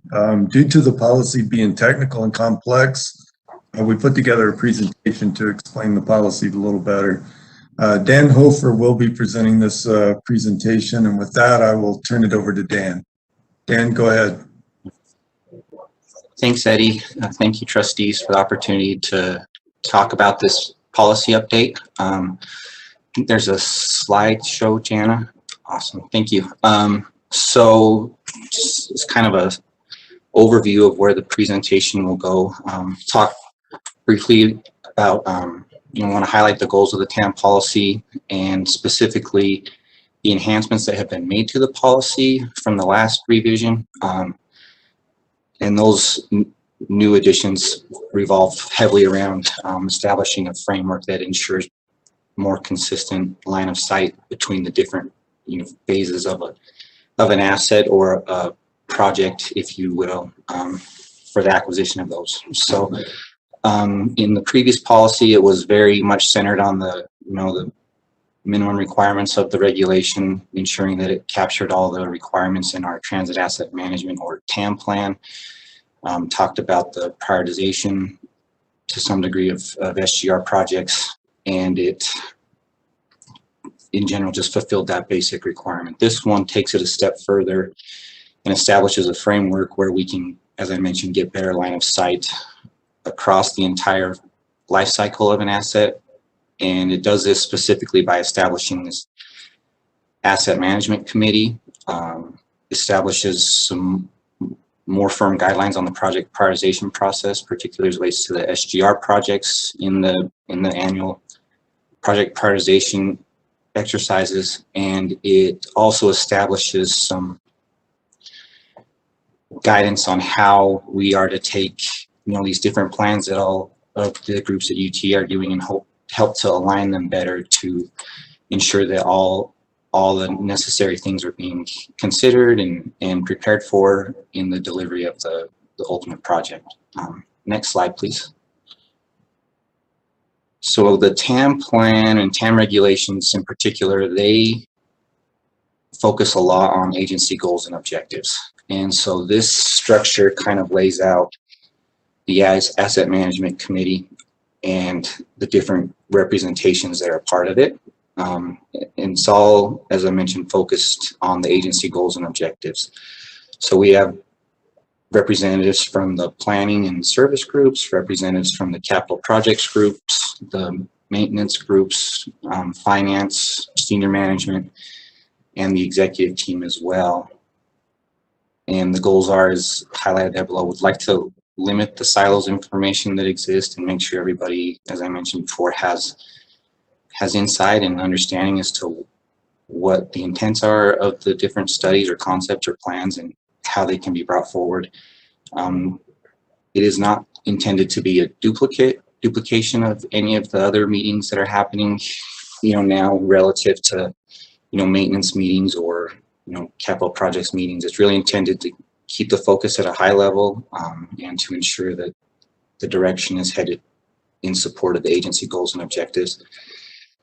I will mention kind of anecdotally, we were able to have our kickoff meeting last week with everybody. We had great representation from across the different groups. That was exciting to see. I think overall it went really well. I think it was positively received and people are excited to participate in it. We outlined and reviewed the stewardship goals in particular that will relate to the work this group will be doing, and we're looking to get going on those for this year.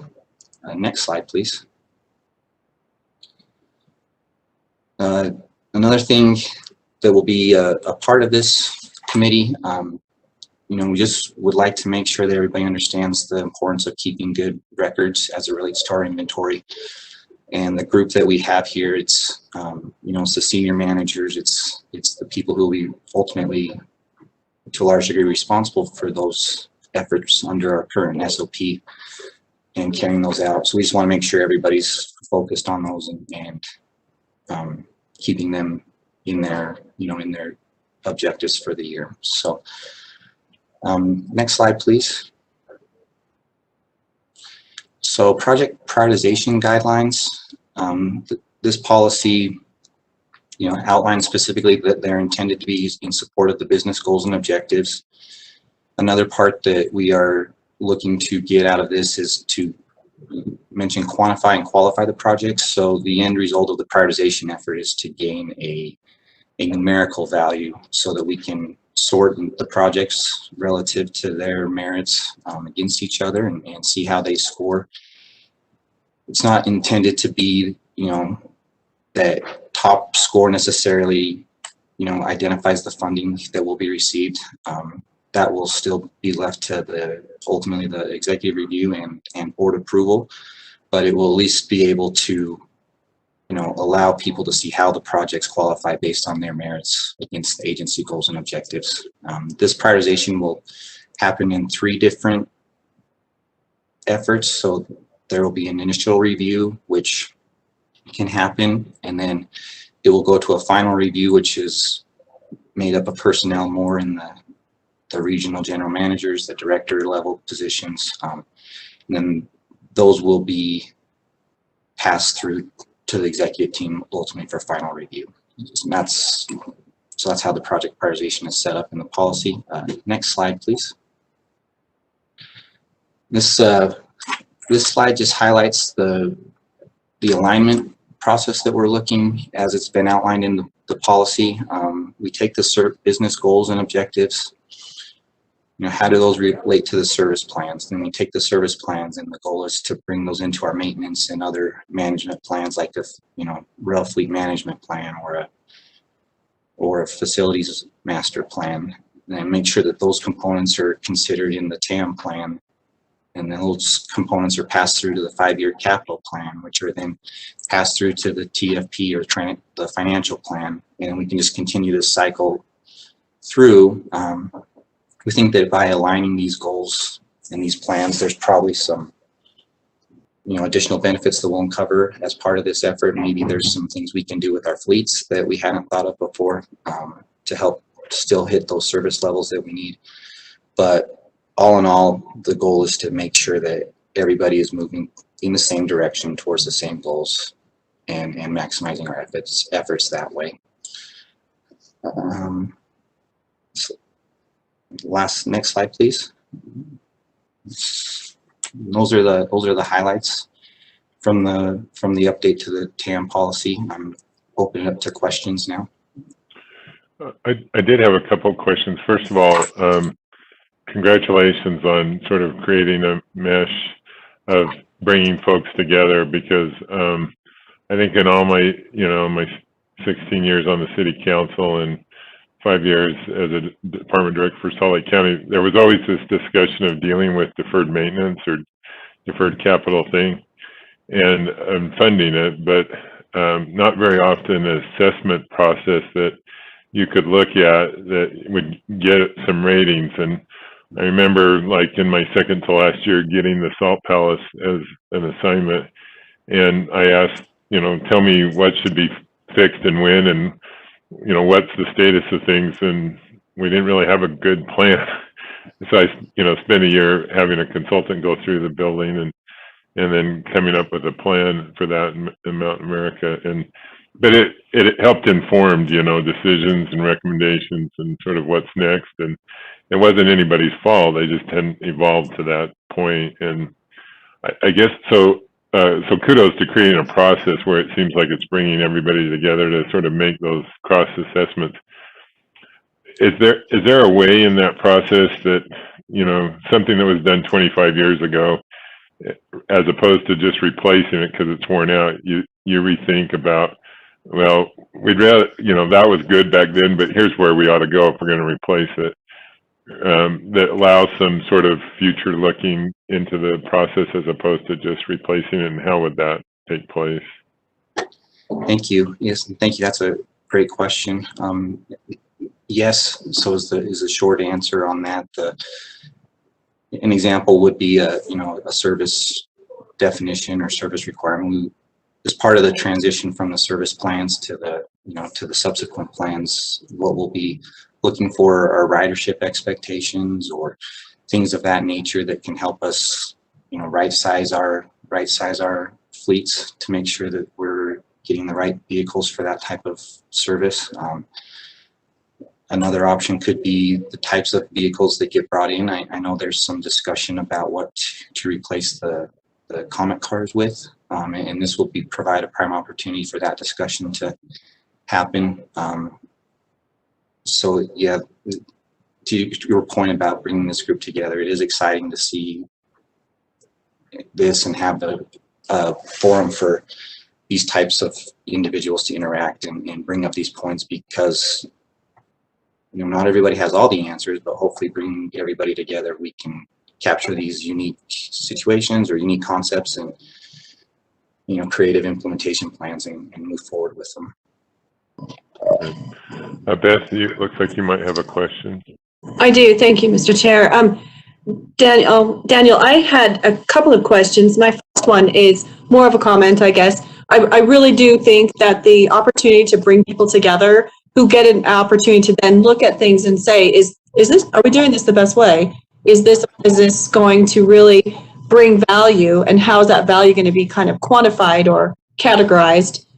So I really do commend you for working to get to this point. My second question is more of a state of good repair question, in the sense that when we do analysis, and I don't know if this would be fully encompassed in your group, but when we do analysis, do we look at things, kind of those intangibles, like, I'm just going to mention, obviously almost a year ago we had an earthquake. Do we look at seismic when we make those decisions, and how does that get integrated into it, and those cost analyses, and what does that bring to that, and should that be something that is more included, less included? Is it, I don't know where that's at, but I just kind of wanted to bring that up, because now that it's kind of come to more of the forefront of some of the things we need to plan for, I just wanted to know if that was part of that process. Thank you. Yes, another great question. Thank you for the compliment. Eddie did a great job in helping us get that committee pushed forward. But going back to the comment about the seismic specifically, it is considered now. Mostly it comes from our design and construction practices that happen on the delivery side. But in terms of the sustainability approach or the resiliency approach, as was more the context of the question, that is a consideration in what we do in terms of seismic. We had to go out and look at all of the bridges and do a visual inspection of them before we could really release any train traffic to go over them due to the magnitude of the earthquake. But in terms of this committee, a lot of the recommendations that come out of it, we're going to run through the Institute of Asset Management framework. It's a 39-point module, and there's a resiliency or sustainability aspect of that that will need to be looked at in terms of the overall recommendation. So yes, it is considered somewhat now, but with the advent of this committee and the model that we're looking to run everything through, it will become more of a focus in the overall recommendation. Thank you. Appreciate that. Thank you. Dan or Eddie, who owns the process? I mean, I saw the committee. I'm hoping they don't gather on their own accord, like meaning who makes sure they're meeting and having those discussions and sort of duking it out a little bit. You hope there's a little bit of friction in the conversation. So first off, I'm the chair of the committee right now. That is something that, we'll probably pass off with different executives as time goes on and give everybody an opportunity to lead that group. But this first round, I'm chairing that, the committee. I think the beauty of this committee is that we have everybody in the room and we're looking at things from different perspectives. We have operations, we have capital, finance, planning, all of these different components when we're looking at things, lots of different perspectives in the room, and makes us really think about, you know, what's the right thing to do and what's the right time to do it. So, but that's where we're at right now, Chair, is Dan kind of, this is, he kind of oversees the function. He sets up the meetings and everything for us, but once we're in, I chair the meeting. Okay. Other questions on the policy or on the presentation? Not anything else, Dan or Eddie? Okay. Seeing none, I would entertain a motion on this UTA policy.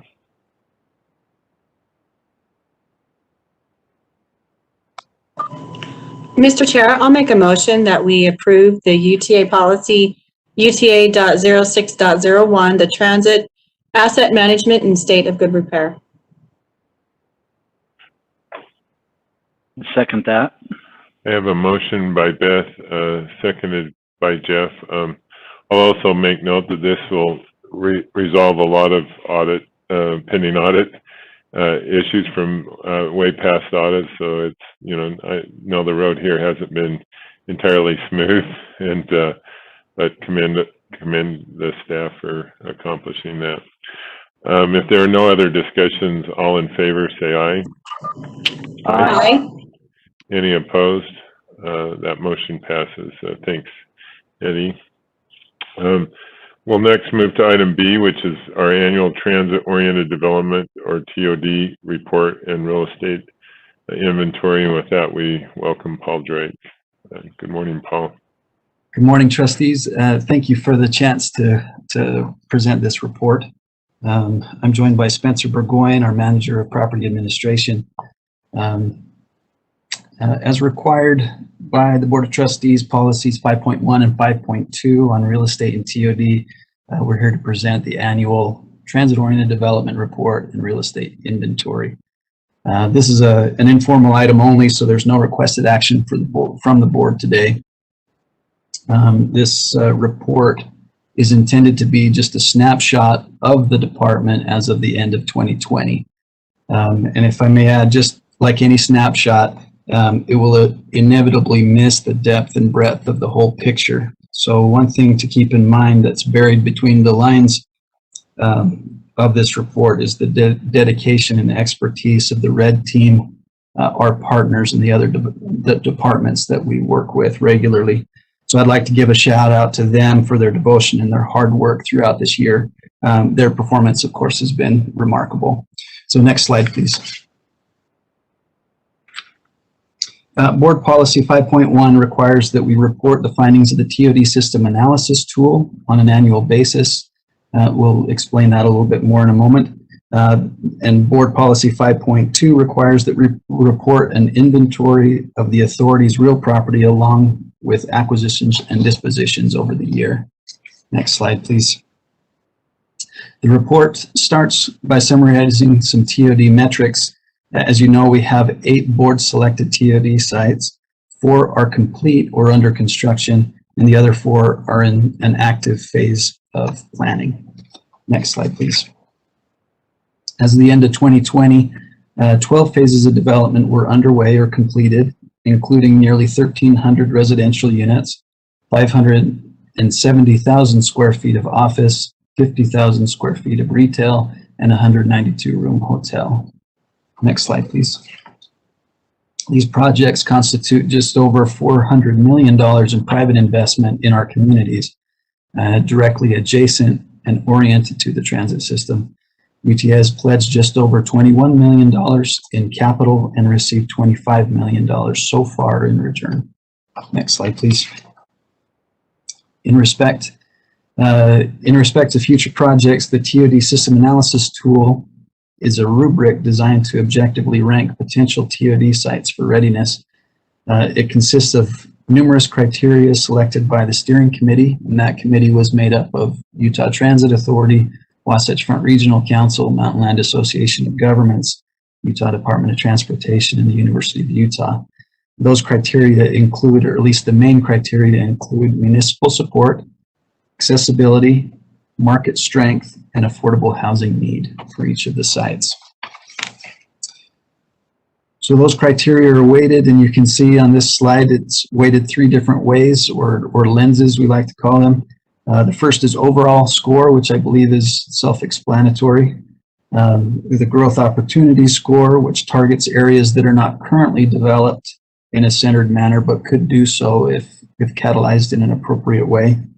And then affordable housing score, which considers both the need and the suitability for affordable housing.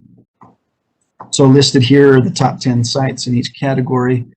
In the overall category, we have West Jordan City Center, Farmington, Murray Central, American Fork Station, Orem Central, Roy Station, Midvale Fort Union, and Midvale Center Stations, 1300 South Ballpark Station, Draper Town Center. In the growth opportunity section, we have, again, West Jordan City Center, American Fork, Roy Station, Historic Sandy, Lehigh Station, Draper Town Center, Fashion Place West, 5600 West, Old Bingham Highway Station, Pleasant View Station, 2700 West, Sugar Factory Road. And then in affordable housing, we have Murray Central, Midvale Fort Union Station, 1300 South, West Jordan City Center, Fashion Place West, Farmington, Draper Town Center, Midvale Center Station, Lehigh Station, and Kimball's Lane Station. Next slide, please. As for our properties throughout the region, the real estate department manages the agency's 818 properties, which total over 2,300 acres along the Wasatch Front. The current book value of those properties is just over $430 million. In 2020, the team facilitated the acquisition of just over 25 acres retained by UTA and disposed of just over 2 acres. Not mentioned on the slide, but it is included in the actual report, are the 3,200 licenses and leases that the department manages on a yearly basis. Any questions for us?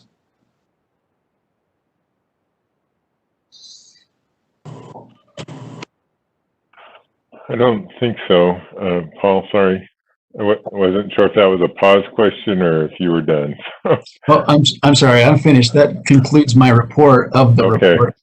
But if you guys have any questions, we're happy to field those. No, that's helpful. But Beth, it looks like you might have a question. I do, and I suffered the same question in my head as Carlton did. I wasn't sure if you were finished. I wanted to commend you on your report. Thank you so much, and thanks to your team. I did have a question on the team as they do the analysis for those sites that you had listed on the previous slide. And do you, when you look at these slides, is this, I just kind of wanted a clarification, I think mostly for the public, is this, do the cities come to you and say, let's use West Jordan, for example, do they say, I'd like to have this developed, what can we work together? And is that where this starts? Certainly, we're seeing a lot of interest from the cities in developing their TOD properties. And those that are controlled by UTA around the station. A lot of times that interest comes from the city or it could come from the development community. Ultimately, UTA always involves the communities in preparing for a future development. Our current policy requires that we have a station area plan, so we work with those communities and neighboring landowners to plan. We start off a half a mile around each station and identify appropriate land uses, and then an overall shared vision for that area. So certainly the cities are in lockstep with that, as are other stakeholders, and that's a way that we help to prepare these sites, and is a criteria in that rubric that we described to show municipal support for the projects. And as I understand it, the moderate housing reports also have to be identifying those transit stops from those communities that have a transit stop. Is that correct? That is correct. Process? Yep, that's correct. And that does also demonstrate that the city has done their due diligence in identifying affordable housing needs, and started planning for those. As you're implying, these sites are ideal for affordable housing, because they offer great accessibility for folks to get to the opportunities that they need: jobs, education, et cetera. So certainly that's part of our due diligence as well. Thank you. I know that I know communities have in my area have talked about what can they do in order to make the connectivity even better and more solid, and they've very much appreciated. I know Roy City has been working on theirs. Several other communities up north are as well. And I know within the entire system, you can see from that list that there are a lot of communities that are engaging with UTA and with their community partners respectively. So thank you. Well done. Thank you. So Paul, what triggers an action? Do we go to a community that, and this is a little bit of a follow-up to Beth's question, or do we wait for them, or do we go, or if we don't have any capacity, we just sort of let it park till we do? And what kind of triggers that for me is when I was looking at your list of rankings, for example, I sat in on a meeting yesterday for the stationary planning around the ballpark, and of course you'd want that to play itself out before you went forward on that.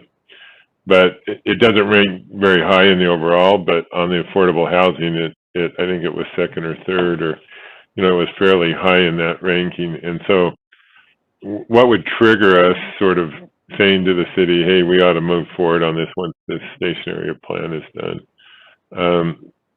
We know the process, but what triggers sort of the engagement? Yeah, well, you come up with a good question, Trustee, and this is something that we're trying to work through ourselves in the TOD department. When that tool was created, it was created under the paradigm where we had a cap on our TOD projects. So it really is currently designed to just identify the top sites, and then allow the board, or at least educate the board in their decision in selecting those sites. As you know, the legislature has since removed that cap, and so we're looking at different criteria for how we would for how we would deem a site ready, and so that's part of the things that we're excited about of removing the cap is that it does allow sites like 1300 South, which generally wouldn't float to the top of our priority list because UTA doesn't control a whole lot of property, but there might be opportunities for that site. And now that we don't have a cap, if there is development potential, or the city identifies that as a high priority for them, we can certainly move that up. But this tool would still allow us to understand the strengths and the weaknesses of that site, and then work with the communities to address those weaknesses and take advantage of those strengths. So we're still working through that process, but certainly it's forefront on our mind. Well, that's helpful. I mean, I'd love to figure out a way where we're, not proactively in the sense of whatever goes, but thoughtfully advancing, whether we do it with staff or consultants or whatever, that we sort of nurture some of these projects along, because they never are short. And I'd hate to, and I think it was totally understandable last year because there was a lot of pause, due to COVID on a lot of things. But I hate to go like a year and you only have one TOD site moving forward, for example, and they're complicated enough that you almost need 3 or 4 going along at some pace, so that some will move faster at times than others, but that you sort of consistently having something evolve and develop and take advantage of the market. And so there's a opportunity cost, I think, in just pausing, but you don't want to go forward recklessly. And so I think whatever that sort of start criteria is we ought to probably get to it fairly quick so that we can inform, you know, what resources or how we want to go forward on it. Certainly, we absolutely agree with that. Okay. Jeff, it looks like you might have a question. I do. And obviously the legislature removed the cap or the limit of what TODs could be potentially considered. The question I would have is, from UTA's resources and ability to work with the shareholders or different communities, to what extent are our resources available to really, is there a number that we would kind of self-limit? I mean, how broadly can we work with the different municipalities on multiple TOD sites? It's a good question, and we are trying to get our head around that. Generally, on the planning side, we've been involved with between 2 and 6 per year station area plans, and then we have like we showed you 8 active TOD sites. Unfortunately, we just lost our TOD planning specialist, Kevin Leo. He moved to San Diego to work for the city there. He did a great job working with the communities on those station area plans, and so we will have to staff back up. But I believe we'll be able to do that quickly and get back up to that capacity. But one of the things that we intend to do this year is to look ahead and prepare a TOD master plan so that we'll be able to understand better our capacity and what we could realistically do as far as planning, but then moving those plans into implementation. What kind of staff and what kind of resources are required to meet the demand. Thank you. Hey, Paul, I wanted to just comment on one other thing. This has been very helpful, this discussion. And I just, something that you said about ballpark kind of like triggered me to think this, you know, just having them be aware, meaning the city, of the challenges and the abilities of this particular site. I'm wondering if there is an opportunity to do an analysis of sites that kind of gives that an overview of that similar data. That's something that UTA could provide. So if, for instance, another entity comes in or another city comes in and says, you know, like Pleasant View, it has a growth opportunity, but it's, you know, we know that there are some keen restrictions to that because we don't own the track. But those are the types of things that I'm wondering if we could highlight, if you will, or articulate. Like ballpark, we don't own almost a lot of that land. Here's some of the things that could benefit from it. I don't know if that is feasible, if it's too detailed, but if there is an opportunity for us to look and say, you know, city stakeholders, here's an opportunity. This is here's the upsides, here's the downsides, here's some analysis to kind of take that and go to the next step. So just a thought, but I appreciate all that you have done on this. I think this is great. So, and we will miss Kevin. Yeah, and Trustee, you're right in line with some of the discussions that we've had within the department, with our other stakeholders, is that we want to in fact beef up that portion of the station area planning effort. Each one is required to have strategic recommendations or what we like to call an implementation plan. And that kind of captures what you're talking about. If there are obstacles to development for a particular site, we want to be able to capture that during the analysis of that area and be able to include that in the report, start a process to overcome that obstacle, establish roles and recommendations for that. And then we see that as a big component to really be able to determine the readiness of a site. The rubric as it stands is very general information, so it does help us understand the sites better. But if we want to get into more detail on the individual sites, we need to rely on those station area plans because we're on the ground, we're talking to the people who understand, again, those opportunities and constraints of the site, and we certainly need to capture that as we prioritize our program. Thank you for that. I appreciate it. No, thank you. Any other questions for Paul? All right, Paul, thank you for that update and for that report and the work of your staff. So thank you.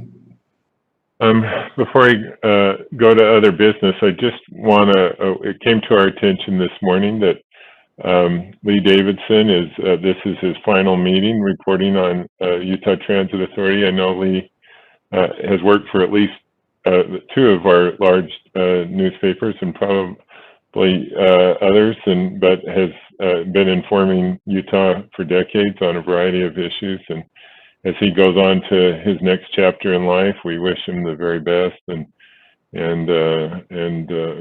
wish him well and thank him for his service in the news business. So thank you, Lee.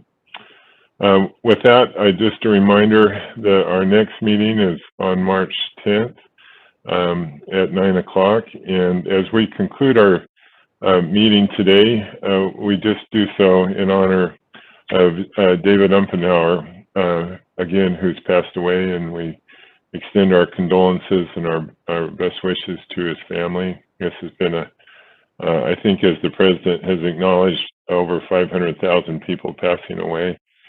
It becomes even more personal when you know them, and I'm sure for those who worked with our employees, it's a hard transition, and we certainly wish, most importantly, their families the very best. With that, I would entertain a motion for adjournment. So moved. Second. A motion from Jeff, seconded by Beth. All in favor, say aye. Aye. Any opposed? That motion passes. Thanks, everybody, and thanks to staff.